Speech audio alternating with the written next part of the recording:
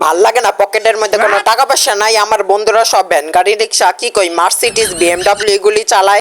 হারামজাদা কি করছে? যেদিন কা মাথার গাম পায়ে হালাইতে পারবি ওদিন কাই সফল হবি। কি কয় মাথার গাম পায়ে ফালাইলে সফল হওয়া যায়? আচ্ছা ঠিক আছে, এখন মাথার গাম পায়ে ফালাই তাহলে আমি বড় সফল হইতে পারবো। ওই মগার বাচ্চা কি করতাছস? তুমি না কইছিলা যে মাথার গাম পায়ে ফালাইলে সফল হওয়া যায়?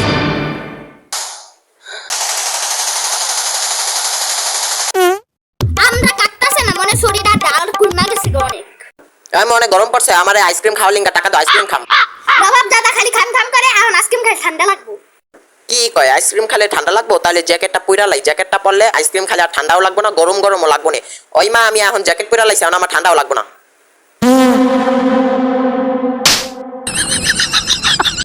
আইসক্রিম না খাই আমরা ধুইয়া নিয়ে আই যা। আচ্ছা দাও, আমি আইসক্রিম না খাইতে পারি, আমরা তো খাই। আজকে আমরা খাইয়ে আইসক্রিমের সাথে মিটাই তৈব। আজকে আমরা এমন ভাবে দমু যেন আমটার মধ্যে যেন একটা জীবাণুকে, একটা ব্যাকটেরিয়াকে, একটা ধূলিকণাও যেন না থাকে। তার আজকে আমরা গুঁড়া সাবান দিয়া দমু, হুইল পাউডার দিয়া দিলে আমরা একারে পরিষ্কার হয়ে যাবো, খাইয়া মজাও পাবো।